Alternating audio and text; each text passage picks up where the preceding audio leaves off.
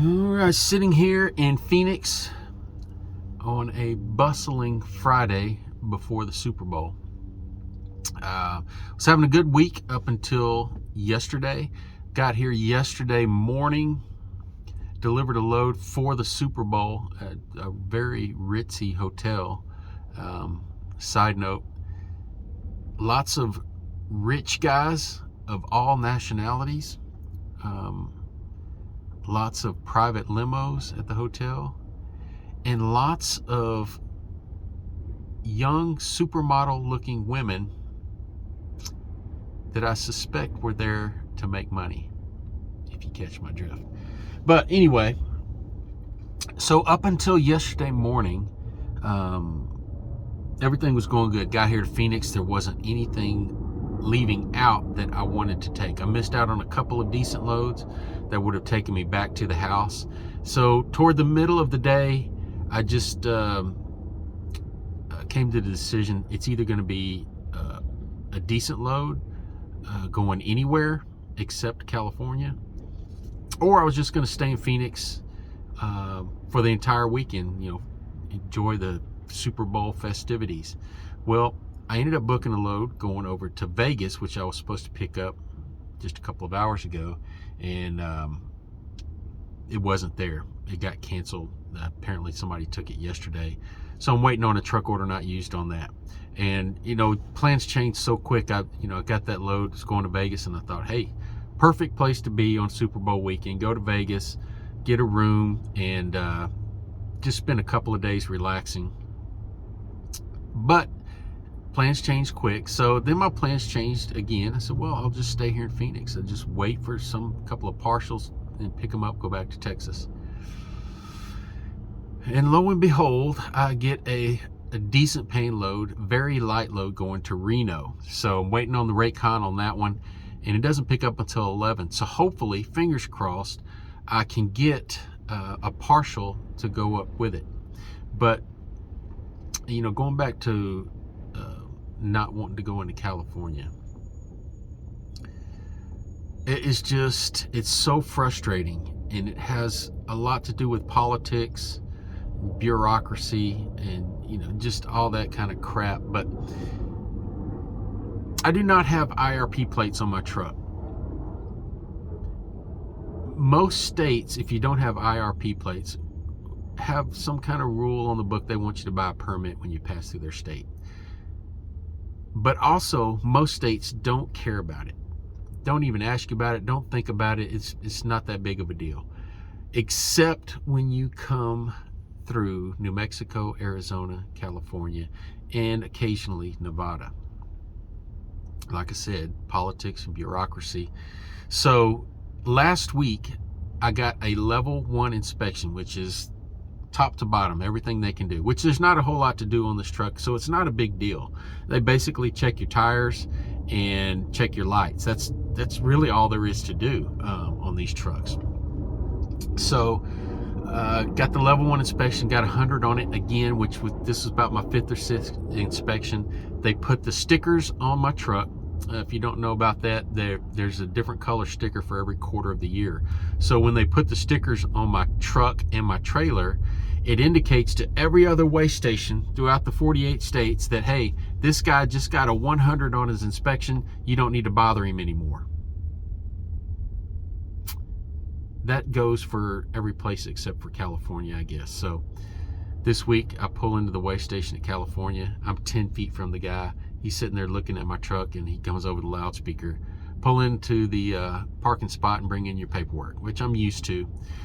So bring it in, and I realize real quickly this guy is a smart ass, and I just need to, whatever I'm thinking, I just need to bury it down, get this done with, and get out of there without saying anything. And that's very difficult.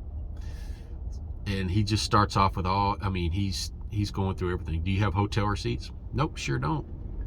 There's no reason for him to ask for hotel receipts. I don't understand why they do that, because everything I've done, every stop I've made is on the ELD, which he asked to look at.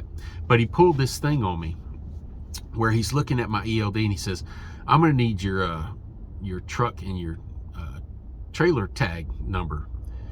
And I said, okay, it's in my permit book. It's right there on the registration. I need you to write it down for me. And he wouldn't let me have my permit book back. He held it right there. I was trying to, he's like, he didn't want to turn the page and look at the thing himself, but he wouldn't let me have the permit book back. He goes, just walk out there and get them. And I said, okay, fine. Let me have my phone back. I don't know whether he was just trying to keep my phone so he could search through it, do whatever, but I wouldn't leave. I said, hey, I'm not leaving my phone. Can you give me my phone back? And so he gave me my phone. I walked out and I got the tags. But when I came back, he never asked me for those. He went into this thing where he was going to quote the law to me. And I realized real quickly he didn't know what he was talking about. And I couldn't bite my tongue for very long. And he said, hey, you don't have an IRP plate. I'm going to let you go this time. I said, I don't need an IRP plate. Yes, you do. I said, no, I don't. And I was about to tell him, the funny thing is, I had 3 pieces of paperwork on the inside of my permit book that were sitting there loose over the first page. So you had to move them to actually look at my insurance.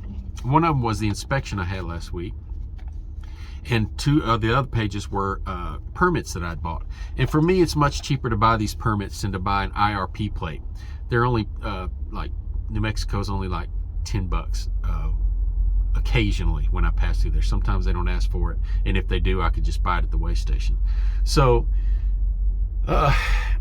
he says, yeah, you need an IRP plate. And there was another guy, highway patrolman in there with him, that sort of turned his head. I don't know if he knew the guy was lying or didn't know what he was talking about, but I said, I do not need an IRP plate. And he got upset. He turned to me and he says, do you haul commercial freight? Do you make money? Do you cross state lines? And I said, yes, yes, and yes. And just being a smart aleck, he didn't like that. He goes, well, then you need an IRP plate. And I said, no, I don't. And I reached down my permit book and I pulled out one of the permits and I said, I just buy these trip permits. He didn't say anything else about it. He didn't look at me again. I think he realized real quickly that he was wrong, so he just dropped the subject altogether. Well, then he says, okay, I'm going to need you to pull around here and pull in this garage and we're going to do an inspection. I said, you're going to do an inspection on me? Yeah, I'm going to do an inspection. I said, I just had a level 1 inspection less than a week ago. I have the green stickers on my truck and my trailer. Green stickers? I didn't see no stickers. And I said, well, I can go back out and take a picture of them. No. Well, we'll just go ahead and do a level 3. And I'm thinking there is absolutely no reason to do any inspection. But I was just like, okay, let's do it. And I was expecting him to find something, take some points off. He gave me 100, which all he had to do was hand me my book back and say, hey, you're good to go. Why do the inspection if I've already had a level 1 and you're just going to give me 100? But anyway, it's just a pain in the butt. California in particular. But in this operation, one of the other things that he said in the middle of this, I said, is there any particular reason why you called me in here? Because I get called in a lot to show my paperwork or do inspections. Well, it could be your truck is yellow and is nasty dirty. And my truck is dirty. Went through all kinds of winter weather last week. I haven't washed it. But I was like, is that a reason to pull me in? And I said, if that's the case, I'll just get the truck painted white. That probably won't help much. But, just dealing with these guys. There are rules to trucking that I try to follow as best as I can. The federal government lays down rules. They have them written down.